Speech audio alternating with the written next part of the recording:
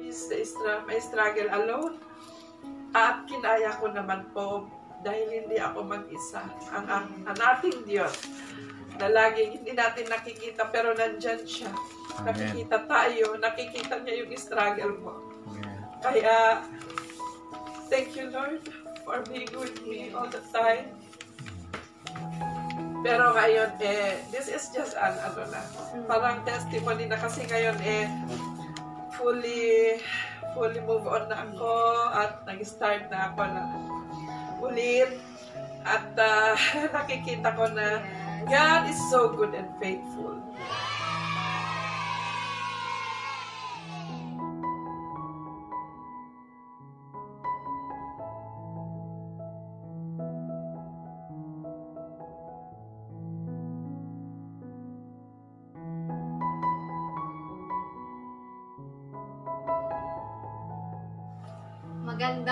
Magandang gabi sa ating lahat. Ayan, so ito na ang ating episode number 2. At meron tayong maganda na guest sa gabing ito. Ayan, ito ang ating bagong programa, ang bagong buhay kay Kristo. Siyempre, ang mga ginagamit ng Diyos para sa ating spiritual life. Siyempre, alam ko na nakikita nyo ang napakaganda na nagpintas nga di pantiapo. Nagpintas nga di pantiapo iti nga rabii na siya ang ating maririnig naman kung ano yung mga kwento niyo noon, yung panahon na hindi niyo makilala ang Diyos at sa kung ano siya ngayon. Yung first episode natin, nasubaybayan natin ang buhay ni Pastor Fred. Ngayon naman, hindi ko muna babanggitin kung sino. Siyempre, siya ang magpapakilala kung anong pangalan niya. Siyempre, Pastora? Okay, so magandang gabi. Gabi na ngayon, mga kapatid. Ako po si Doktora, pero Pastora na rin, Lilibet Handaan Yogyog, from Difun, Quirino. So, hello po sa mga viewers natin. Siya po ngayon ang ating tatanungin ngayon, no? Ayan. So, paki-like and share po, no? Para naman maka-encourage sa iba. Nakaka-encourage or mag-motivate sa mga ibang nanghihina na ng spiritual life. Ayan. So, ngayon, meron ako ditong ilang katanungan na ano bang mas gusto mong tanungin ko itawag ko sa'yo? Pastora, Doktora? Of course, Pastora. Yes, ayan. So, syempre, Pastora, kasi nga buhay ng mga Pastora, no? So, yung Doktora, it's a bonus sa buhay ni Pastora. Ayan. So, meron akong 5 tanong dito. Na alam ko naman na sobrang magbubukas sa mga puso't isipan ng ating mga viewers. And so, syempre, ang pagiging Pastora, di ba? Hindi naman talaga madali. So, ang unang tanong ko, ano yung mga pangyayari sa buhay mo noong hindi ka pa Kristiyano na unforgettable sa iyo? Yung na masakit sa kalooban. Masakit, okay, masakit. Okay, masakit sa aking kalooban. Of course, madami I will think yung sobrang masakit. Yung hindi pagkatuluyan ng aking mga magulang dahil sa yung kahirapan, dahil sa poverty, may discrimination. So, poor ang aking mother at may kayang aking father because of poverty, hindi na sila nagkatuluyan. So, nabanggit mo, Pastora, yung pangalan ng father and mother mo. So, pwede ba nating malaman yung pangalan ng father at mother mo? Kasi malay natin may mga nakikinig tayong viewers natin na, kilala ko yun. Tapos kung saan din sila nanggaling at saan. Okay. Ang aking mother ay from Tita Ananayo Kalingayan, which nga nagapo ijay Lingay Kiangan Ifugao. One of the place sa Ifugao, sa Kiangan nga a poor place din at masyado siyang minamaliit. Yun ang pinanggalingan ng aking ina, at ang aking ama ay nandito naman sa Hingyon, Ifugao. Ang kanyang pangalan ay Pedro Ngipol Hangdaan. Ayun. So baka may mga nakikinig po sa atin na galing sa Linge at sa Namulditang Hingyon. Ayan. So from Ngipol family and Ananayo family. So bago tayo pupunta sa mga ibang katanungan, Pastora, ilang taon ka na? Siyempre sa ganda mo yan, hindi ko din mawari kung ilan na ang taon mo. Okay. 52 years old. Di ba? Look yan! 52 years old, pero hindi halata. Glory Ayan, to God. So, ano naman yung birthday mo, Pastora, para pag sakali, pwede kaming pupunta dito. Gusto namin alam. November 16. November 16, 1971. 1971. Oo pala. Magka-age sila ng mother ko. So, November 16, 1971. Kasi mag-53 ako sa November. So, hello po to Pastor Tony at Joanne. Maraming salamat sa pakikinig Hello ulit. po, Pastor. Ayan. So, pwede ba naming malaman, Pastora, kung paano ka naging doktora? Kasi syempre, sabi naman nila, yung family mo, dahil sa poverty, pero you achieve pa rin yung pagiging doktora. So, paano ba? Paano ba yung proseso?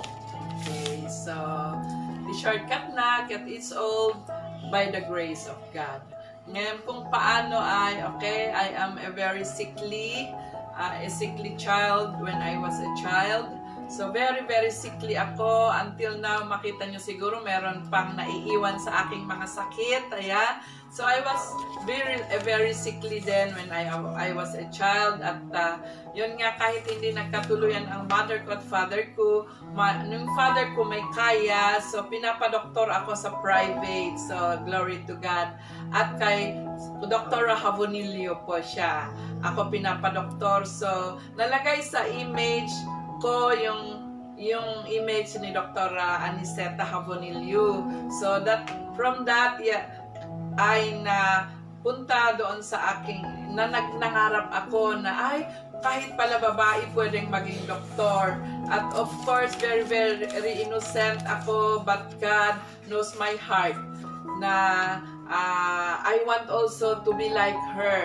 Okay, no other motives, no other even personal motives, but basta gusto kong maging isang doktor din. Dahil lagi kong nakikita, dahil lagi ako sa hospital, sa clinic noon.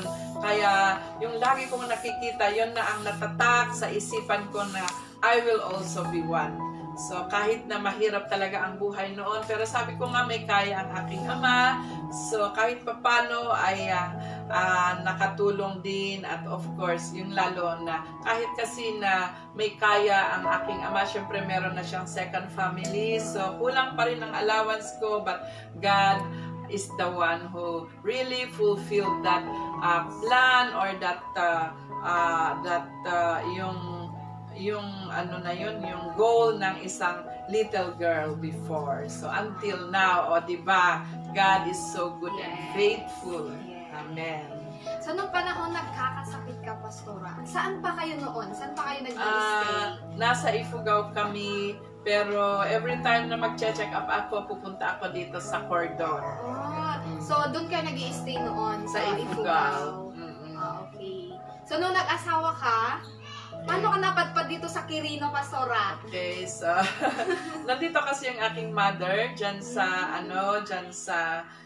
sa boundary ng Quirino at saka Isabela. Sa Gayong, nandyan po kasi yung mother ko sa Gayong. Alam nyo naman ang mga anak, kahit na matatanda tayo, hinahanap pa rin natin na malapit tayo sa ating ina.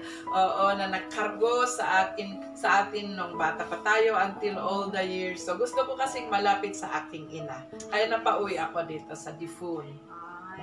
Kaya talagang ang hirap mawalay sa nanay. Amen. Diba? Sa mga viewers yan, diba? Kahit matanda na, hinahanap pa rin yung presensya ng nanay. Ayan. So, ang hirap talaga wala. Ayan. So, ang ganda nung kung bakit pinursu ni Pastora yung pagiging doktora niya. Kaya talagang pag motivated ka, talagang gagawin mo talaga. Amen. Diba? So, maganda yung kung bakit talaga ginawa talagang tinuloy niya or pinursu niya yung dream niya na maging doktora kasi nga iba yung sa puso niya. So, siguro ang gusto ng Panginoon sa iyo. Amen. Yes. Thank you, Lord. So,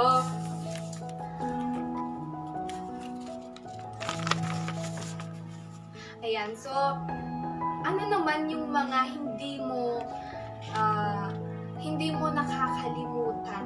Di ba nung sinabi mo, yung hindi mo nakakalimutan noong hindi ka pa believer?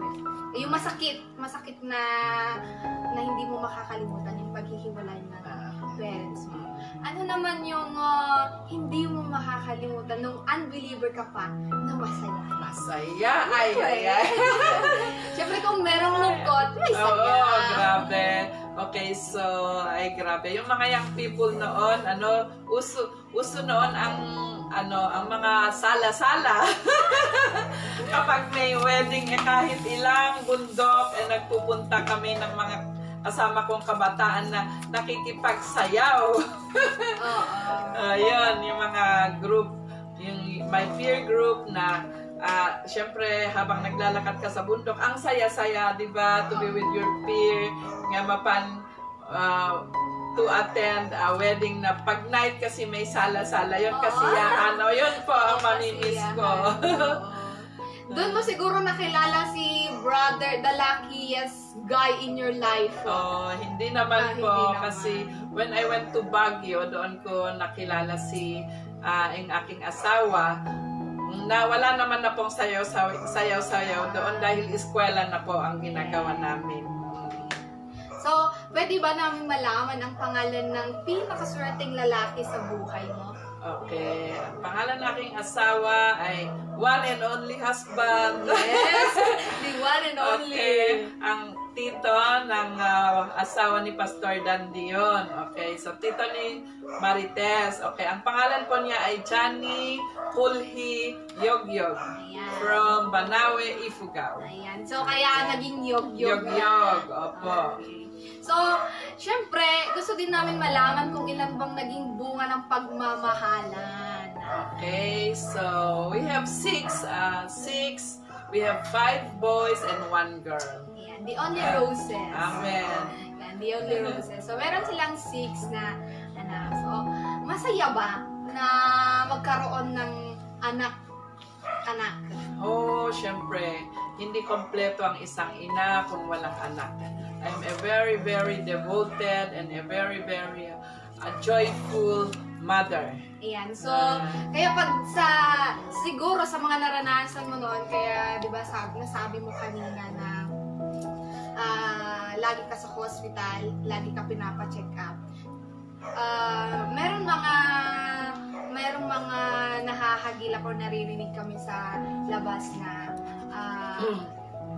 doon tayo kasi ang ganda, ang bait niya. Siguro yun yung sinasabi nila na through your experience, Pastora, siguro kaya ganun ka kabait sa mga pasyente mo. Totoo po. Kasi nasubukan ko na maging isang pasyente. Kaya naiintindihan ko ang mga hinaing ng isang pasyente na dapat hindi mo pagsungitan dahil may masakit na nga, tapos pagsungitan mo, you will add on sa mga nararamdaman nila. So, thank you Lord na ako mismo ang naka-experience. So, yun. Kaya ginagawa ko ang best ko sa pasyente dahil yun ang gusto kong ginawa ni Dr. Rabonillo dati sa akin. Ayan. So, kaya madami. Ayan. So, bago natin ipagpatuloy, syempre, gusto kong magbanggit ng shout-out sa aming mga viewers. So, hello po sa napakadaming viewers namin dyan. Hindi ko kayo maisa-isa, pero meron lang akong mga mababasa dito. Hello po kay Pastor Cito Ramillosa. Hello, Pastor. Magandang gabi po. Evening Kay po. Sister Chelhan, blessed to all, especially kay Pastora Doktora. Amen. Ayan. Thank you. Kay Susan B. Gonzales, pag-greet naman po ako from the BB Quirino. Hello Amen. po. Thank you. Nakakarating na po tayo Kay sa Susan. malayo-layo. Ayan, kay Kagawad Bing Venus Manzano Sadang. Hello po, gorgeous Doktora Pastora. Ayan, kay... ayan, so sa mga lahat ng viewers namin, magandang gabi po sa inyo. Ayan, so madami po kayo, hindi po namin maisa-isa. Siyempre, ang pinaka-highlight po natin na gustong malaman ngayon, yun ay ating tatanungin. So, hello din po sa aming mga pastor na kasama dito. Meron kaming kasamang mga hindi naman alalay. Mga mababait na pastor. Pastor Fred Sarandi, yung ating guest last Sunday. Pastor Eddie Ginyang din po. And then, Brother Angelo Orial. And ating one and only director. The handsomest. Pastor Dante Milio. Ayan. So, sila po ang ating mga kasama sa gabing ito. Ayan. So, syempre, ituloy naman natin. So, kung yung mga tanong kanina ay yung mga masasakit at masasaya nung hindi ka pa Kristiyano. Ngayon, punta tayo sa parte kung paano mo nakilala or paano mo nakilala sa buhay. Okay. So, ayan. That is way back 1990 noong na-strike ang bagyo ng talagang killer earthquake. So, doon ko nakita kung gaano pala kadali ang buhay, na nakita ko yung nag-open na earth na pwede sana akong nipisok, nahulog doon. So, sa sobra kong takot ay naalala ko ang Diyos. So, ayan, thank you Lord na nagamit yung yung takot na yon or yung pangyayaring yon para I am one of the bunga po ng killer quake na yan. So, di ba sa panahon yun, sa bagyo yun, Pastor? Nung panahon yun, di ba, ang daming natakot sa panahong iyon. So, syempre, nung natakot ka, sino naman yung ginamit ng Panginoon sa buhay mo para makilala siya? Syempre, hindi naman basta natakot ka lang, yun na yun. Alam natin na may gagamitin ang Diyos.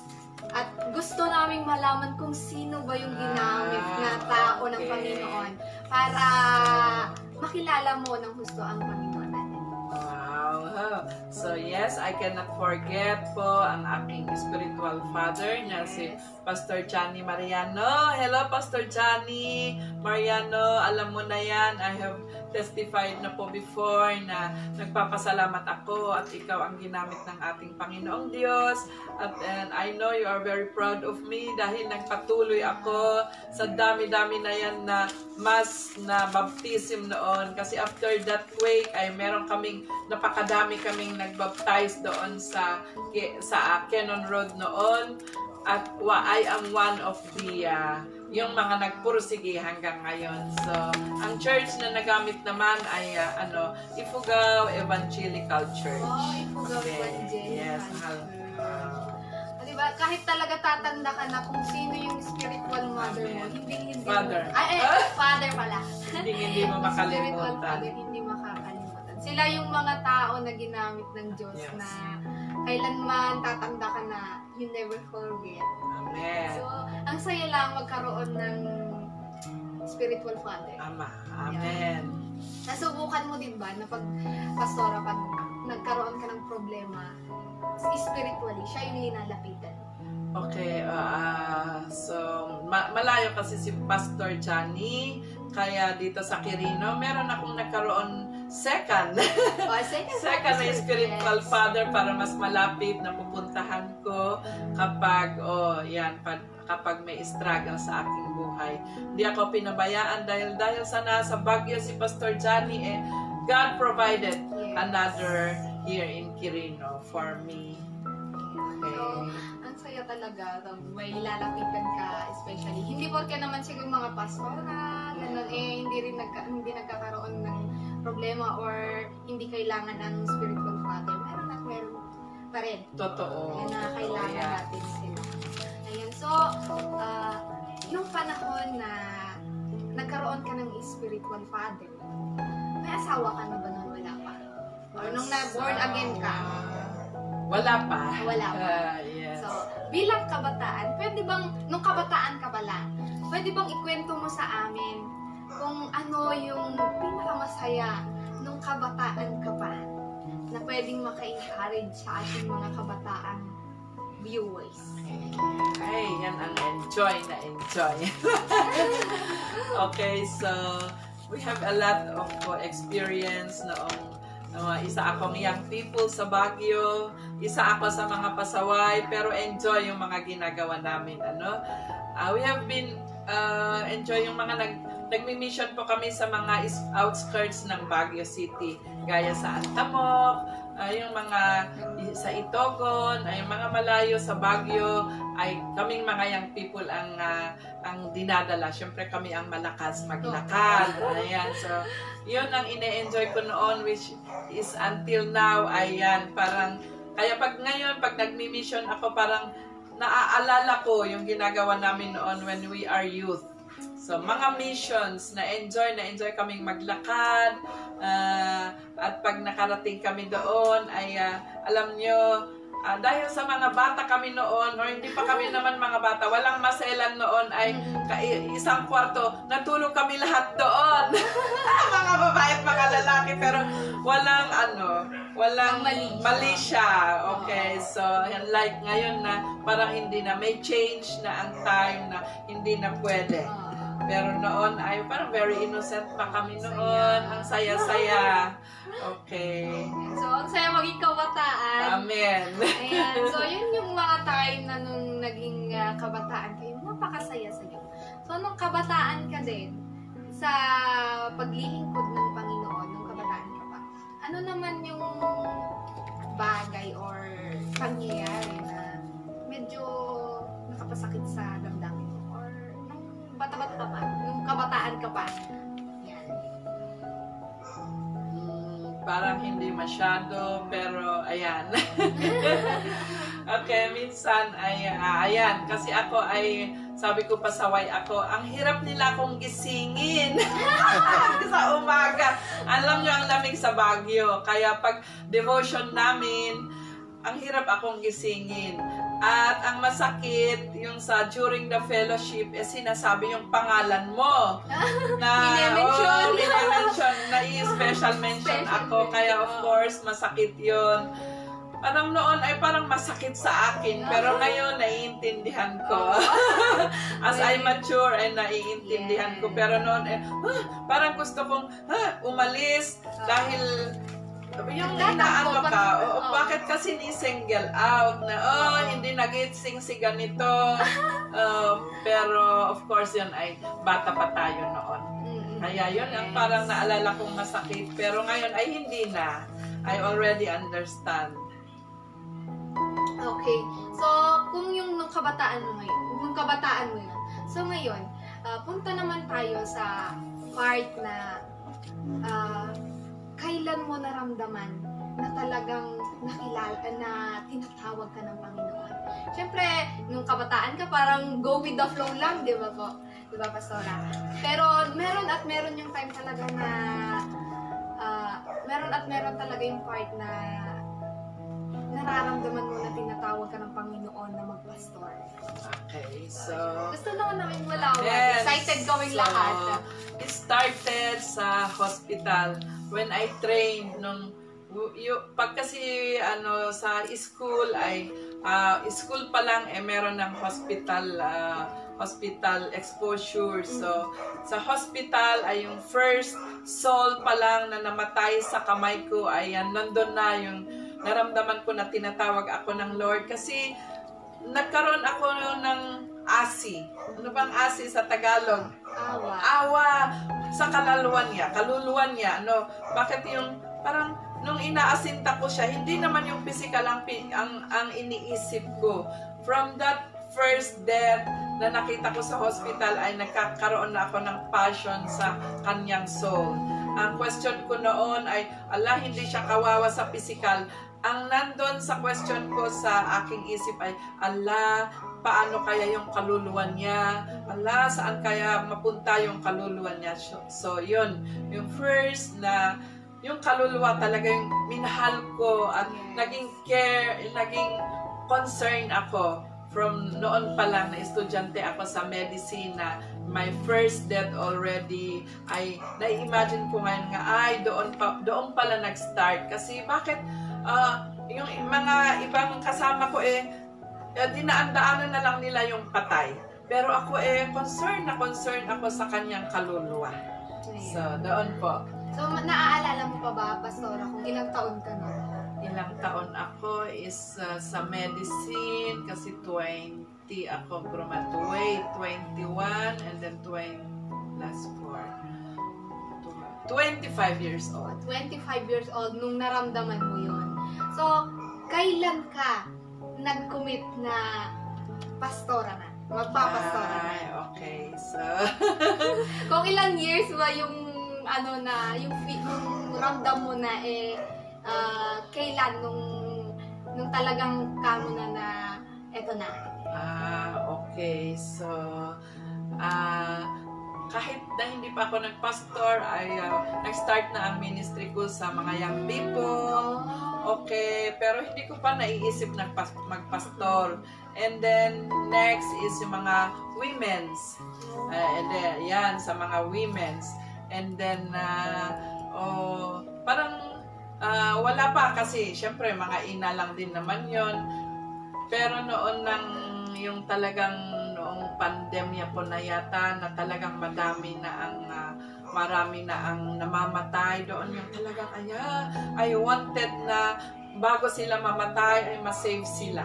So, nung time ng pandemic, kaya I was installed as a pastor during the pandemic time. Kasi talagang nagkaroon na talaga ako ng very, very strong passion sa mga namamatay na souls that time. So, di ba, hindi useless ang pandemic sa buhay natin. Naging blessing. Naging blessing yung pandemic. Kumbaga sa iba, sabi nila may mga nawalan ng trabaho or humina ang income. Pero sa atin, blessing. Amen. As a servant of God. So bago talagang kinumit mo na yung buhay mo na magpapastor, maging lingkod ng Panginoon. Ano naman yung, syempre sabi mo naman banggit mo kanina, Pastora, na hindi ka pa man nagpastor pero may hinahawakan ka na young people tsaka women's. Pero ano yung sa tingin mo sa mga pastor? Ano dati sa tingin mo sa mga pastor? Ano yung dati na tingin mo sa kanila? Okay. So, dati nung hindi pa ako nagpastor, ay pero alam ko yon kasi naririnig ko na ang tingin ko sa mga pastor ay kawawa sila, na wala silang kainin, wala silang talaga namang pera, kaya talagang hindi ko naman din naging problema ang pera kung maging pastor ako. Pero yung maraming struggle sa buhay. Alam ko ang mga buhay ng mga pastor. Ang tingin ko sa kanila talagang mahihirap sila. At meron pang mga pastor na talagang hindi nag-aral. Meron akong testimony sa mga pastor, aray. Sige lang. But sorry, noon ay pag naririnig kong testimony ng pastor na ako ay grade 4, ayaw ko nang pupunta sa church. parang ano ang ituro niya sa akin, ako ang taas-taas ng pinag-aralan ko. Yan talagang minamaliit ko ang mga pastors, lalo pag hindi sila nag-aral. Kaya ngayon ay kahit na mataas ang inaral ko ay nag-aaral ako kasi parang minamalit ko yung mga pastor noon na hindi nag-aral. So, pero ngayon ay sobrang sorry ako na hindi naman ang pastor ay ang maglingkod sa Diyos ay hindi dahil sa aral but it's all the work of God. So, ayan po. Sorry po sa mga pagmamaliit ko noon sa mga pastor na, kapag grade 4, period na ako, ayaw ko nang marinig kasi ang niisip ko, ano ay ang maituturo niya sa akin.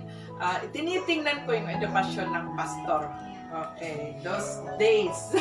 So, syempre, pastor, noon yun. Ilinaw po natin, noon po yun. No? Ngayon? So, syempre, noon yung mga panahon na yun, ngayon iba na. Kasi nga Amen. Banggit mo kanina na, kaya sabi mo nag-aral ka. Iba lang yung sa degree. Yung gusto mo bang sabihin kanina is yung nag-aral ka sa seminar or Bible school. Sa Bible school pa. Ayan, so Bible school. Kaya yun yung mga nagpa-open sa isip mo na ay hindi pala porque ganun is porque mga pastor mahihirap na. So yun kasi yung motivation nila noon, 'di ba? Pag may maririnig tayo kasla isumot kasi parang yun yung lagi nating naririnig sa mga ibang matatanda noon. Siguro pati din sa'yo noon, syempre, ilang taon na si pastor ako pero yun din yung mga naririnig ko kasi noon, na pagsabihin nilang pastor is mahirap, ganyan, hindi walang pinag-aralan. Pero kaya minsan hindi mo din masisi yung tao na ganun yung isip kasi sa motivation or sa mga naririnig sa mga ibang tao. Pero syempre, sabi ni pastor kanina, kaya nag-aral pa siya sa Bible school. So, gusto naming malaman saan po ba yung Bible school na pwede din namang sa mga viewers natin if gusto nila. Okay, so before the pandemic ay nag-enroll kaming mag-asawa sa Sefton. Okay, so Sefton Bible College, ewan ko, basta Sefton sa Santiago, and then nagkaroon ng pandemya so hindi kami makapunta. Kaya nagpapasalamat ako sa Lilitea na siya yung I really have this desire na mag-aral. Kaya naman maalala pa ni Pastor Dandy, sabi ko saan ba ako mag-aral? Kaya siya ang nag-recommend sa Lilitea na ito na parang nagiging mobile. Nag-mobile siya dito sa Quirino, kaya doon ako for 2 years na. So, wow, shout out to Bishop Will Ray. Thank you, Bishop Will Ray. And then, now, at the present is naka-enroll ako sa Theological University. Wow. Dito naman pa rin din sa Quirino. Okay, so every Saturday po ang aming pasok. Once a month. Diba? Hindi lang porque sabi nila, kailangan din talaga natin mag-aral. Amen. Ayan. So, sa Lilitea. So, nag-enroll ka na din pala ng Sefton, Pastor. Baguio, Dito sa Santiago. Ayan. So, sa pagiging pastora, ano yung dumating sa buhay mo na? Diba, nung kinumit mo na, yung buhay mo sagad, syempre as a pastor, parang yung mga naririnig natin na mahirap talaga. Alam ko, or base sa mga naririnig natin na mga testimony ng mga papastor na mas matatanda pa sa atin, meron yung mga na-frustrate sila, or meron yung mga meron pang mga pastor na sabi, ayoko na, dahil ganito ganyan. Ano yung mga, dumating ka din ba sa punto na nasabi mo yung ganun, or dumating ka na din ba sa punto na na-frustrate ka dahil sa mga? Amen. Okay, lahat tayo. Kaya sabi ko, when it happened to me na dapat sana marespeto dahil sa aking profession, ay ang akala ko ay talagang dahil sana sa aking profession at pastor pa ako ay sana talagang yung maganda yung binibigay na trato, ibibigay na respect and honor sa akin, pero hindi. So, kaya ina-encourage ko ang mga pastors na talagang ganun, na kahit na sana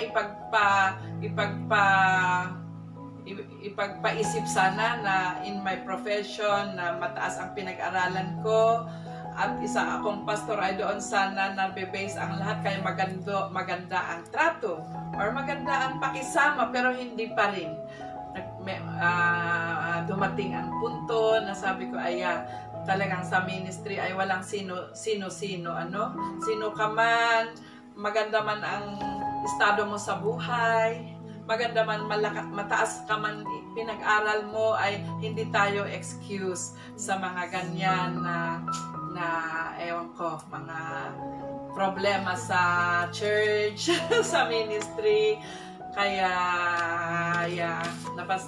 nangyari din sa aking buhay na yan, na parang gusto kong mag-stop, pero thank you Lord at hindi ako napabayaan. Until now ay nagpatuloy ako. So, glory to God. Siyempre, talagang plano ng Panginoon na maging servant ka niya, talagang gagawa siya ng way. So, gusto naman namin malaman kung nung panahon na nagkaroon ka ng ganong problema, nagkaroon ka ng mabigat na nararamdaman, siyempre tao rin naman tayo na nasasaktan din, paano mo na-overcome yung mga ganong bagay? Pero siyempre, sabihin man natin may sarili-sarili tayong problema, hindi namin alam kung paano mo ba na-settle or naayos lahat ng mga bagay na yun. Namalay natin may mga viewers tayo na ganun din yung sitwasyon nila, na pwede nilang marinig nila yung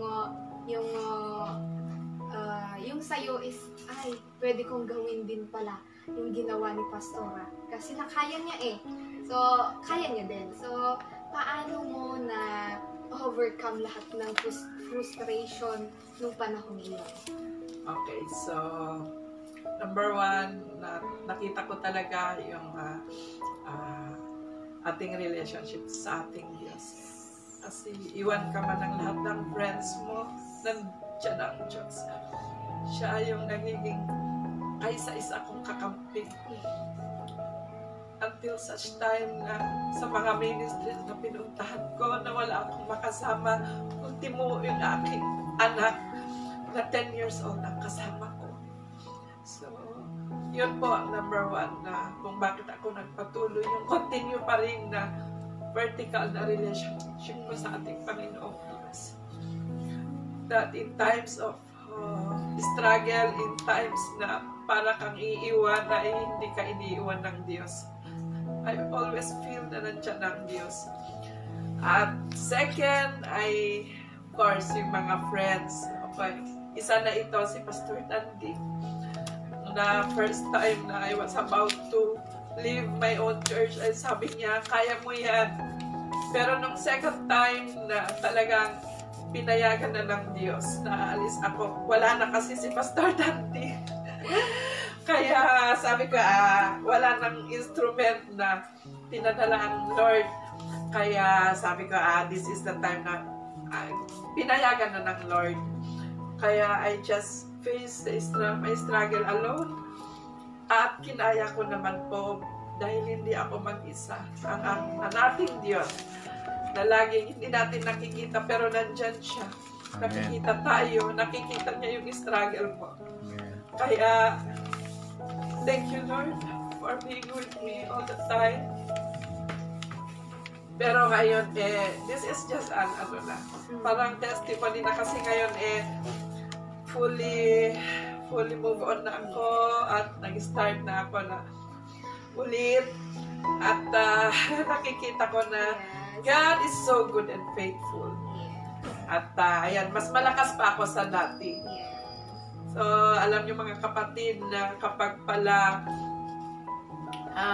lahat ng mga weakness na yan will serve as your strength. At kapag naka-move on ka na, you are more stronger than before. Kasi alam na natin yung mga alam na natin kung paano natin aayusin yung mga bagay-bagay na yun dahil nangyari na. We have experienced it already. So, thank you for those pains that it will be used na sabi nga nila, hindi mo alam kung na mapait ang salt if hindi mo siya hindi mo matikman. Kaya thank you na natikman ko ang lahat ng yan para alam kong yun ay masakit. So, I will not do it again kung masakit. Di ba? Nakaka-learn na po ako sa mga ganyan. So, glory to God! Yes. Ayan. So, nasabi mo kanina, Pastora, na meron yung kasabihan, meron yung kasabihan na kahit anong gawin natin, hindi talaga natin ma-please yung mga tao. Totoo yan, totoo. Parang yung naranasan mo na iniwan ka man ng lahat, pero yung Panginoon, hindi ka pa rin iniwan. Yung nabibilib kami sa katatagan ng mga pastor na ganyan. Diba? So, ang tatatag ng mga pastor na, yun nga po yung sinabi mo, Pastora, na paano mo malalaman kung hindi mo malalagpasan yung problema na yun. Kaya, ang ganda, mga kapatid, yung nasabi ni Pastora kanina. So, sa ngayon, Pastora, sabi mo kanina, fully move on ka na. Na-enjoy mo na ba yung kung ano yung meron ka, ano ka ngayon? Amen. Fully. I am enjoying na. Amen. Ayan, so, kung na-enjoy mo, syempre meron na ibibigay si God na ministry mo. So, pwede ba namin malaman, Pastora, Doktora, kung ano yung ministry mo ngayon? Okay. Amen. So, ayan, nagkaroon ako ng bagong ministry at dito muna sa bahay. Ang pangalan niya ay Jesus Cares for Families Church. It is already 5 months now. At ayan, they are already having our service. Night service po siya, which really catered a family church. Kaya po nandito sa house mismo. Kasi really, ang number 1 po na pag-ministryan ng church na yan ay ang aking family. Okay, so, yan. Meron na pa tayong sariling church ngayon at glory to God sa lahat ng mga instrument na ibinigay niya para po magiging blessed and napakasaya na po. Hindi ko po masabi how is it, but really I am enjoying yung bago na ministry ko ngayon. At salamat sa mga nag-i-invite sa akin, sa lahat-lahat na ayan, kasama ko sa team ko na hindi ko ma-express but now I am really very happy. Okay. Ayan. So, wala na yung tatanungin ko. Ayan, so, ang saya talaga maglingkod sa Panginoon. Amen. Ayan, so, nakikita namin sa mga post mo, nakakaingit. Kasi, always yung labas. Pag ba tinatawagan ka about sa ministry, one call away or what? Kasi lagi makikita kung minsan sabi mo, oh, wow, lagi. Kaya siguro one call away. Pero tanungin natin si Pastora. One call away? Ano ibig sabihin ng one call away? Pastora, pwede ka pong mag-speak dito. Sige po, ganun. Amen. Yes. Yes, oo. Kaya nga, ang service namin dito sa, sabi kong ministry ko ngayon is 5:30 in the evening. Kasi yon yung para pag may nag-call sa akin, even in the morning, I always that I am available. That is the most purpose kung bakit evening po kami dito, para hindi affected naman kung may other ministries na nagtatawag po sa akin. Kaya pala palagi ang kaya pala palagi ang labas. Ano? So, ano yung mga challenges mo sa mga hindi na, mananampalataya at hindi nananampalataya? Challenges. Oo, yung May mga challenge. challenges. Okay. So, mauna sa mga hindi mo nananampalataya, of course, you look at me na sana ay napakaganda ng buhay ko. Sana but hindi po. We really need God. Kung sana na mabuhay tayo na maganda, or kung sa material sana, or kung sa profession ay okay na tayo, ay okay na sana ako. Hindi po. Kasi really, walang silbi ang buhay kung wala ang Diyos sa'yo. Kaya really, I am encouraging yung mga wala pa ang Kristo sa kanilang buhay. Really, ang saya-saya ang meron kang Kristo. Lahat ng parang kakulangan sa'yo ay nandyan ang Kristo at hindi ka iiwan. Okay, so lahat ng mga discontentment sa buhay ay nandyan na ay makokontento ka, or you will really feel complete kung nandyan ang Kristo. Yeah. You will feel the real joy and peace kapag nandyan ang Kristo. So, encouraging yung mga hindi pa Christian, or wala pa ang Kristo sa kanilang buhay, try it and you will really feel how yung feeling ko ngayon na grabe na ang saya-saya, yung totoong saya, yung hindi yung saya na temporary, hindi yung saya na mababaw lang, but really the deep and the true joy and peace that I have kapag nandyan ang Kristo sa buhay. Yes. O diba talaga, Pastora, pag nalagpasan mo lahat ng mga problema ng kapalit is saya. Tingnan mo naman yun. Nararanasan mo. Yung minsan talaga, ipalubos ti Apo na maranasan natin lahat ng mga to or ipalubos ti Apo na makalabas tayo sa ating mga comfort zone. Kasi hindi natin alam na mas maganda pala yung plano niya sa buhay natin. Example lang po yung buhay ni Pastora. Diba? Napakinggan po natin na talagang minsan nilalabas tayo ng Panginoon sa comfort zone natin para gagamitin niya tayo sa mas malawak at mas madami. Yan. Natulad na lang ng lagi pag-mission ni Pastora. Diba? Grabe, nakikita ko talaga yung enjoyment niya kasi every time may post siya, sabi ko, wow, meron na naman. Na dati, hindi mo nagagawa. Pero ngayon, nagagawa mo na. So, ayan. So, baka may gusto kang batihin sa ating live ngayon, Pastora. So, pwede ka pong bumati. Okay, of course. Hindi ko na-mention ang ating spiritual father dito sa Quirino, pero siya po si Pastor Samuel Wagnadon. Okay, so greeting niyo po, Pastor Sam. At yung kasama ko ngayon sa ministry, sa mission team, sila Sister Marlene, si Sister Feline, si Pastora Deborah, si Pastora Elnora Pio, sila Brother Rudy, sila Brother Freddy.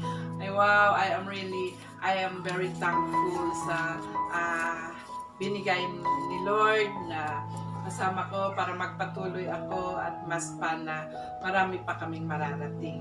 So, ang dami pa po. Okay, hello Kagawad Venus. Thank you. Okay, Sister Susan, thank you for being with us in our missions. At dahil ikaw ang pinakabata, laging ikaw ang Kompe Susan. Thank you, Sister Susan. At sa mga iba pang hindi ko maalala kasi I am very overwhelming with joy now. Kaya, at syempre, nasa screen tayo. Kaya parang hindi ko maalala, but thank you sa lahat na naging part ng buhay ko. Thank you so much for you, everyone. God bless everyone. God bless. So, ayan. So, bago tayo matapos, gusto kong basahin ang mga nag-comment dito. Sabi ni Sister Jovi Reyes Galang, hello po from Cordon. Nakarating ako ng Cordon. Si Amado Cabida, hello po sis at Doktora Yogyog. God be the glory. Doktora Pastora Cabida from Gabriela Silang. Pastor Amado Kabidayan. Si Pastora Villafe, sabi niya, good eve po. Yan, sa Sister Garcia Laarni, good evening mga pastors. Yan, so magandang gabi po sa ating lahat, ating natunghayan ang buhay ni Pastora Doktora Yogyog nung panahong hindi niya pa nakikilala si Kristo at ngayon kung sino siya ngayon, di ba? Ang saya, ang laki ng pinagbago yung noon tsaka ngayon niya. So, lagi nating tunghayan ang programang ito, Bagong Buhay kay Kristo. Sorry na, nagkakabulol ako kasi ipugaw tayo. Ayan, so lagi nating tunghayan ang Bagong Buhay kay Kristo hanggang sa muli. Sa susunod na linggo ulit, ating abangan kung sino ang ating tatanungin at malalaman na naman ang kwento ng kanyang buhay kung paano siya binago ng Diyos. Hanggang sa muli! Yeah. Glory, glory.